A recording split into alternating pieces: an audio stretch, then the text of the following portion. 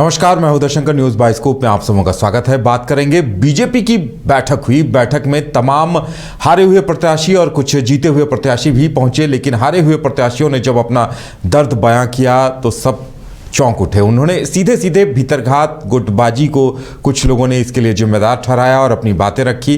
कई लोगों ने बाकायदा अपनी भड़ास निकाली और कहीं न कहीं पार्टी में जो विसंगतियां थी उसे जिम्मेदार ठहराया।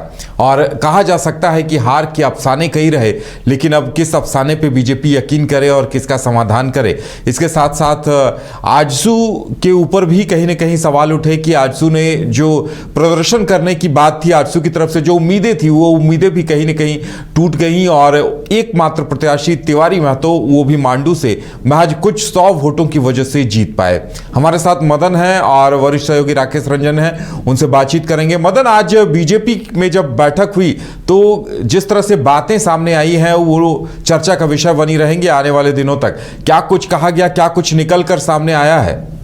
बिल्कुल, देखिए, जिस तरह से चुनाव के परिणाम आए और उसके बाद बीजेपी को हार का सामना करना पड़ा, तो ऐसे में अब मंथन का दौर शुरू हुआ कि आखिर परिणाम उनके पक्ष में क्यों नहीं आया।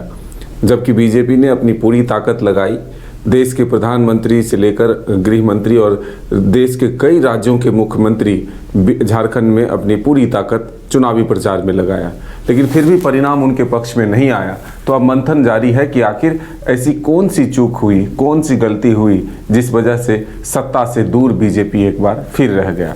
देखिए, कई विषय सामने आए जो सूत्रों से जानकारी मिली और कुछ तो खुलकर भी अपनी बातें मीडिया के सामने रख दिया कि हमें गैरों से डर नहीं, अपनों से डर था, दूसरों ने नहीं बल्कि अपनों ने मुझे हराया है। ऐसी बातें जो है बीजेपी के ही उम्मीदवारों ने कहा। कुछ ने तो संगठन के लोगों को बजाबते नाम तक लिख कर दे दिया कि किन लोगों की वजह से वो हारे हैं। ऐसे में ये जो गुटबाजी बीजेपी में पहले दिखता था, जिसका डर बीजेपी के उन प्रभारियों को भी था जो शिवराज सिंह चौहान और हेमंता बिस्व शर्मा असम के मुख्यमंत्री जब झारखंड के चुनाव प्रभारी बनाए गए, तो उनको डर पहले से सता रहा था कि झारखंड में बीजेपी की गुटबाजी जो है वो चरम पर है। और इसी कड़ी में आप अगर देखें तो बारी बारी से उन तमाम नेताओं के घर पहुंचने की कोशिश हुई, उनको जोड़ने की कोशिश हुई, उनके परिजनों को टिकट दे करके उस गुटबाजी को खत्म करने की कोशिश हुई, लेकिन परिणाम साथ नहीं दिया, परिणाम उनके फेवर में नहीं आया। तो अब उसी की समीक्षा हो रही है और उसी के तह तक पहुंचने की कोशिश हो रही है कि आखिर भूल कहां हुई और परिणाम कैसे हाथ से निकल चुका। तो अब आने वाला वक्त बताएगा। जब यहां से समीक्षा हो जाएगी, 5 चरण में समीक्षा होनी है। पहले चरण में जो हारे हुए प्रत्याशी थे उनके साथ बैठक हुई, फिर उनके बाद जो विधानसभा के प्रभारी बनाए गए थे उनके साथ बैठक है, उसके बाद जो प्रखंड स्तर के मंडल स्तर के जो अधिकारी हैं उनसे होगी। आखिर बूथ स्तर तक पहुंचकर बीजेपी ये समझने की कोशिश कर रही है कि हमारे वोट प्रतिशत बढ़ रहे हैं, लेकिन फिर भी हम सत्ता से दूर क्यों रह रहे हैं। तो उन वजहों को, लेकिन कुछ जगहों पर आजसू को भी जिम्मेदार बनाया गया कि भाई आजसू के बदौलत हम जो 10 से 15 सीटें जीतने वाले थे, जो महतो समाज के वोटर थे, वो हमसे कहीं ना कहीं डाइवर्ट हुए और जयराम की वजह से भी हार की जिम्मेदारी जो है वो एक तरह से कहें तो हार का सामना करने का मामला जो है सामने आया है। तो ये हम कह सकते हैं कि बीजेपी की समीक्षा से कई तरह की चीज़ें निकल कर सामने आई हैं, जिसमें भीतरघात से लेकर अपनों के द्वारा जो है उस तरह की मेहनत नहीं करना जिस तरह से चुनाव जीता जाता है, ये तमाम चीज़ें जो है संगठन के लोगों के सामने आज प्रत्याशियों ने रखा है। मदन, यानी ये कहा जा सकता है कि गुटबाजी और ये जो भीतरघात हुआ ये कहीं न कहीं प्रभावी रहा और कई, अगर किसी को टिकट मिल गया तो उनके जो कंपटीटर थे उन्हें ऐसा लगने लगा कि अगर वो जीत जाएंगे तो ये टिकट उनकी पक्की हो जाएगी, तो उन्हें हरा दिया जाए तो अगली बार किसी और को मौका मिलेगा। ये मानसिकता हावी थी लगता है, और इसी बात को लेकर कई प्रत्याशियों ने या कई हारे हुए प्रत्याशियों ने अपनी खुलकर बात भी रखी है। देखिए, ये तो जरूर इस बार देखने को मिला कि बीजेपी जैसी पार्टी में रायशुमारी के आयोजन किए गए, खुलेआम एक तरह से कहें तो वोट की व्यवस्था की गई, उसके माध्यम से उम्मीदवारों के नाम के चयन पर जो है मंथन शुरू हुआ और दावेदार एक एक सीट पर 30 से 40 दावेदार सामने आ गए। तो प्रतिस्पर्धा भी वहीं से शुरू हुई। लोग अपने अपने दावे, अपने अपने एक तरह से मजबूत आधार बताने की कोशिश किया कि हमें ही उम्मीदवार बनाया जाए। तो एक तरह से इस चुनाव में ये भी देखने को जरूर मिला है कि जो लोग टिकट नहीं पाए, जिनका नाम नहीं आया, एक सीट से एक ही उम्मीदवार बन सकते थे, तो कई लोगों का जो एक मनसा था कि उन्हें उम्मीदवार बनाया जा सकता है पार्टी से, वो चीज़ें जब नहीं हुई तो वो ज़रूर इस कोशिश में लग गए कि अगर ये जीत जाता है तो फिर ये सीट जो है उन्हें कभी नहीं मिलेगा, तो ऐसे में हरा ही दिया जाए कि अगला बारी फिर से एक बार हमारा नाम भी चर्चा में आए। तो ये जब पार्टी के लोगों के मन में आ जाए और अगर इस तरह की बातें हुई है तो ज़रूर है कि संगठन कमज़ोर होगा और संगठन के परिणाम जो है वो उनके फेवर में नहीं होगा, तो फिर कहीं ना कहीं हार का सामना तो करना ही पड़ेगा।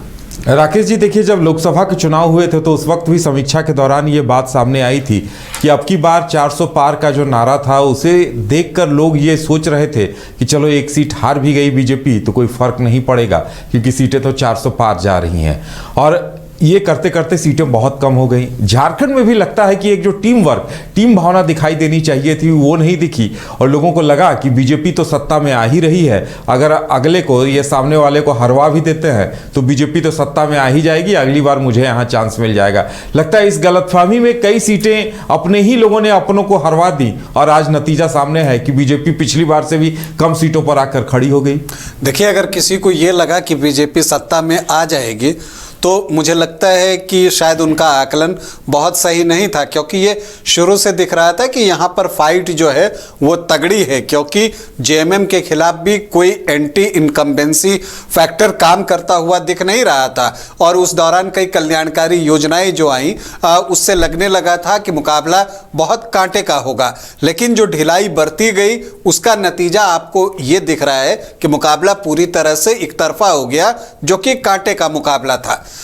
अब यहाँ पर सबके अपने अपने अफसाने हैं कि हार की क्या क्या वजह है, जो एक मदन जी ने बताई कि हमें तो अपनों ने लूटा, गैरों में कहाँ दम था, हमारी कश्ती वहाँ डूबी जहाँ पानी कम था। तो जहाँ पानी कम था वहाँ आपकी कश्ती डूबी है, तो इसके पीछे जो है कई वजहें हैं। एक जो बात ये निकल कर आ रही है कि पार्टी के अंदर जो है वो गुटबाजी हावी रही और यहाँ पर जो है एक विरोध पार्टी के अंदर से ही हुआ प्रत्याशियों का। देखिए, कुछ ने खुलकर कहा, कुछ ने इशारों में कहा, कुछ ने विनम्रता पूर्वक कहा, लेकिन ऑलमोस्ट जो है सारे प्रत्याशी जो है इस ओर इशारा करते दिखे कि यहाँ पर जो है भीतरघात हुआ है। अगर आप इसे और आगे लेकर जाएं तो और जब अफसानों की बात आती है तो एक तो देखिए ये भी दिखा कि सबने बताया कि मैया सम्मान योजना जो है उसने उसे डैमेज किया और कई प्रत्याशियों ने ये बात कही, जिनमें कि कोल्हान के कई प्रत्याशी थे, उन्होंने ये बातें कही कि मैया सम्मान योजना 12 तारीख को जो प्रोत्साहन राशि दी गई उसका भी असर हुआ। तो एक बहाना ये भी जो है वो बनाया गया, जो आज प्रत्याशियों ने जो बात की है, जो हारे हुए प्रत्याशी हैं, तो कुछ के अफसाने ये भी रहे कि इस वजह से भी जो है वो हार हुई है।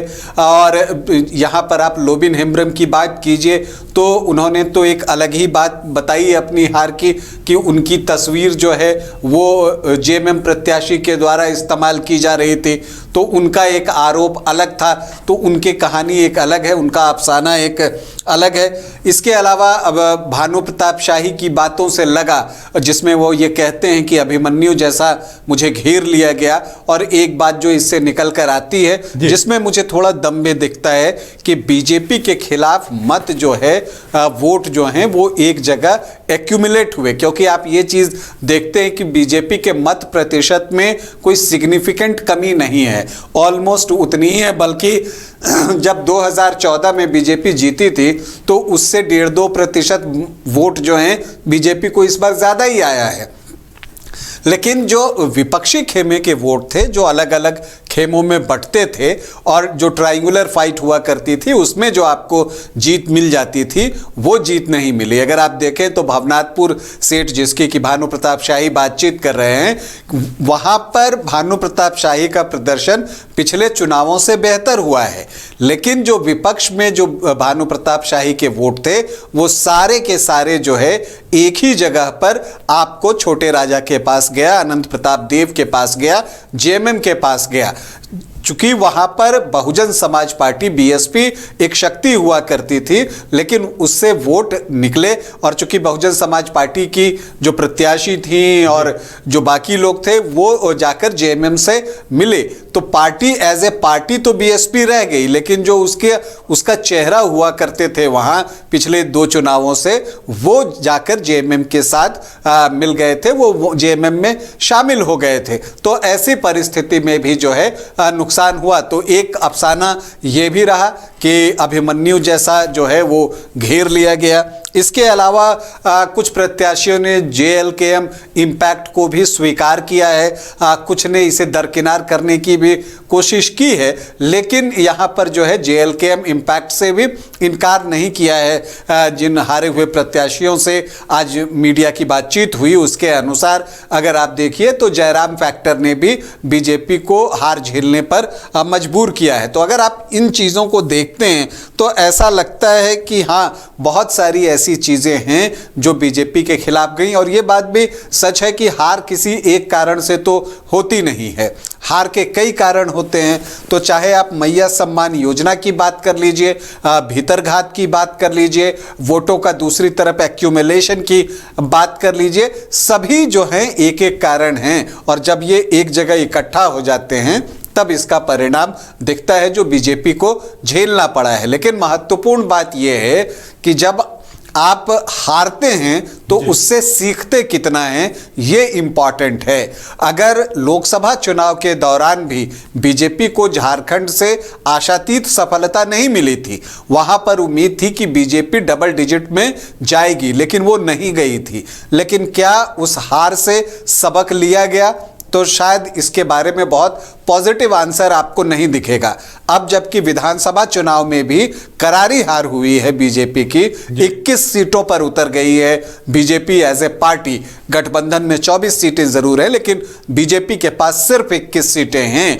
तो ऐसे में क्या जो बीजेपी है, ये जो मीटिंग्स हो रही हैं, जो रांची में हो रही हैं, अभी कल भी रांची में होंगी और इसके बाद फिर 3 दिसंबर को दिल्ली में भी एक मीटिंग होने वाली है, तो क्या ये मीटिंग ही खेल होगा या जमीन पर भी कुछ देखने को मिलेगा? क्योंकि लोकसभा चुनाव के बाद वैसा कुछ दिखा नहीं। देखिए, जो सबसे महत्वपूर्ण होता है, ये चीजें मीटिंग तो अपनी जगह हैं, महत्वपूर्ण ये होता है कि आप जमीन पर कितना उतरते हैं और लोगों के बीच कितना रहते हैं, लोगों के साथ जो आपका जो संवाद है वो कितना ज्यादा होता है। इसी पर जो है आगे सब कुछ निर्भर करता है। अभी भी देखिए, अगर आप चाहेंगे कि हमने एक्स पर पोस्ट कर दिया और हमारा काम जो है वो संपन्न हो गया, तो फिर जान लीजिए कि बीजेपी की हालत सुधरने वाली नहीं है। क्योंकि कई क्षेत्र ऐसे हैं झारखंड में जहां पर आप एक्स और इंस्टा की बात लोग समझते तक नहीं, वो उस पर देखेंगे, वो निकल जाएंगी चीजें। तो आप क्या उन क्षेत्रों में जाकर ग्राउंड पर काम करने को तैयार हैं? क्या इतनी मेहनत करने के लिए जो बीजेपी के नेतागण हैं वो तैयार हैं? अगर वो इसके लिए तैयार हैं तब तो इसका परिणाम आपको जो है आगे जाकर पॉजिटिव दिख सकता है। लेकिन अगर विरोध जो है या जो विरोध के मुखर स्वर हैं वो सिर्फ एक्स पर और इंस्टा पर दिखेंगे, तो फिर आगे भी परिणाम में आप बहुत ज्यादा परिवर्तन नहीं देखेंगे। मदन, एक बात यह भी कही जा सकती है कि बीजेपी ने लोकसभा चुनाव के परिणाम से सबक नहीं सीखे, क्योंकि देखिए, आदिवासी, मुस्लिम और क्रिश्चियन गठजोड़ ने कई लोकसभा की सीटों में बीजेपी को चोट दी थी। बीजेपी लगता है वहां के बाद उबर नहीं पाई या फिर असली कारणों को समझ नहीं पाई और इस बार फिर चूक गई। अब लगता है 5 सालों का लंबा इंतजार करना पड़ेगा, क्योंकि अगर अब मंथन होता भी है तो कहां तक पार्टी कवर अप कर पाएगी और इन कमियों को कहां तक दूर करेगी। और देखिए, जयराम नाम की आंधी लोकसभा चुनाव के दौरान भी दिखी थी, तो बीजेपी उस वक्त आकलन नहीं कर पाई कि यह आंधी 17 सीटों पर हमें उड़ा कर ले जाएगी। मदन, देखिए, चुनाव जो है सिर्फ सीधे लड़ने से नहीं होता है, उसके पीछे कई तरह की रणनीति भी तैयार करनी होती है।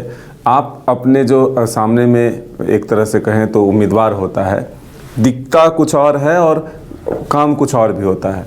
ऐसे में बीजेपी ने सही रणनीति नहीं बनाई। अब इसका वजह यह है कि जब लोकसभा चुनाव का परिणाम आया तो वो रिजर्व सीटें बीजेपी के खाते से चली गई। तब वहाँ पर बीजेपी को लगा, और बीजेपी के नेता जब झारखंड में आए विधानसभा चुनाव को लेकर, तब उनको लगा कि हमारे पास नेताओं की कमी है आदिवासी समाज से, इस वजह से हम आदिवासी समाज की सीटें हार रहे। उसके बाद चंपई सोरेन को तोड़ा गया, लोबिन हेम्ब्रम को तोड़ा गया, और इन लोगों को पार्टी में ज्वाइन कराने के बाद ये कहा गया कि पहले तो हम पर सवाल उठता था कि आपके पास आदिवासी नेता नहीं है, अब जब नेता आ रहे हैं तो कह रहे हैं कि नहीं, आपके पास जो है सीएम पद के लिए दावेदार ज़्यादा होते जा रहे हैं। तो एक तरह से जो वोट का डिवीज़न होता है और उससे जो रणनीति बनाकर चुनाव जीता जाता है, उस पर बीजेपी फोकस नहीं करके, बल्कि कोल्हान से चंपई सोरेन को शामिल करा करके ये लगा कि चंपई सोरेन के आने से हमारी जो है वहाँ पर सीटें बढ़ जाएंगी। संथाल से लोबिन हेम्ब्रम को ला करके लगा, सीता सोरेन को ला करके लगा कि बीजेपी को हमारी सीटें वहाँ बढ़ जाएगी, जो कि सक्सेस नहीं हुआ। कुछ सीटों पर कामयाबी मिली, लेकिन जो एक मकसद था कि संथाल में भी सिंधवारी हो और कोल्हान में भी सिंधवारी हो, वो नहीं हो पाया।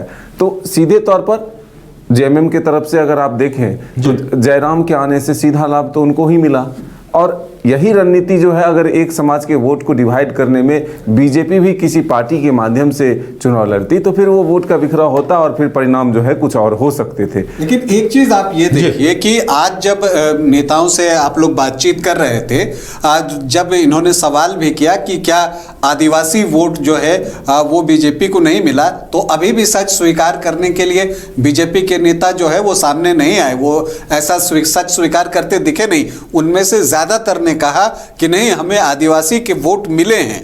तो अब देखिए, वोट तो हर पार्टी को हर कास्ट का मिलता है, लेकिन उसमें रेशियो की बात होती है।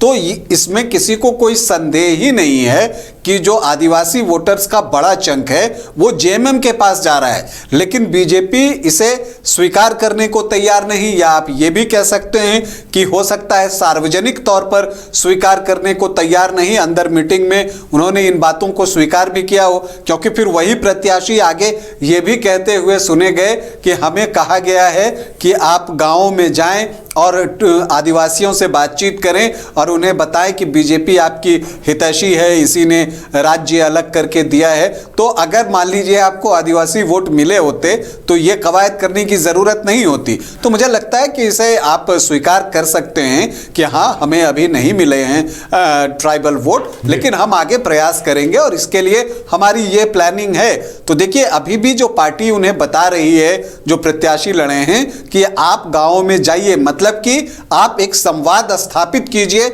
ये पार्टी भी इसका मतलब मान रही है कि वो एक कम्युनिकेशन गैप है, संवादहीनता की स्थिति है नेता और जनता के बीच, बीजेपी के नेता और जनता के बीच। तो जब तक ये संवाद स्थापित नहीं होगा, आप बेहतर ढंग से समझा नहीं पाएंगे, तब तक जो है आपको परेशानी होगी। तो एक बड़ा चैलेंज है। देखिए, ये 5 साल आप केवल ये समीक्षा करने में बिता देते हैं, या आप इसे आपदा में अवसर की तरह इसे तलाशते हैं कि अब 5 साल मिला है तो अब सब कुछ छोड़कर जो है जनता के बीच जाना है, उनकी बातों को उठाना है, उनकी समस्याओं को उठाना है। और जो 21 विधायक जीते हैं बीजेपी के, वो अपने क्षेत्र में इस तरह के काम करें। चूंकि कई क्षेत्र के विधायक हैं, मैं किसी का नाम नहीं लूंगा, लेकिन कई क्षेत्र ऐसे हैं उदय इसमें जिनके विधायक सिर्फ इसलिए जीत गए क्योंकि वो बीजेपी के टिकट पर चुनाव लड़ रहे थे। शहरी क्षेत्र में खास करके उनके खिलाफ एंटी इनकम्बेंसी लोकल लेवल पर थी और वो हारते हारते बाल बाल बचे हैं। तो ऐसे प्रत्याशियों के लिए ये जरूरी है कि वो सबक लें। ऐसा नहीं कि जीत गए तो सब कुछ भूल गए, उनको जनता के बीच जाना होगा, उनके साथ संवाद स्थापित करना पड़ेगा, और जो काम होते हैं, जो उनके काम जनता के काम हैं, उनको आपको करना पड़ेगा, तभी बीजेपी की स्थिति सुधरेगी। नहीं तो देखिए, ये चीजें एक ग्राफ की तरह चलती हैं। आप टॉप पर 2014 में पहुंच चुके हैं जब बीजेपी को 37 सीटें मिली थी। पिछली बार आपकी सीटें घटकर 24-25 रह गई, इस बार ये 21 आ गई हैं। तो ये डाउनवर्ड डायरेक्शन में ग्राफ जा रहा है। अगर नहीं चेते तो ये और नीचे जाएगा, और अगर चेत गए तो फिर यहां से एक यू टर्न आपको देखने को मिल सकता है। तो ये बीजेपी को समझने की जरूरत है। चलिए, बहरहाल हार के अफसाने कई हैं। हाँ, बीजेपी इनसे कितना सबक सीखती है और कितना अमल में लाती है, ये देखने वाली बात होगी। रंजन जी और मदन, आप दोनों को चर्चा में शामिल होने के लिए बहुत बहुत धन्यवाद।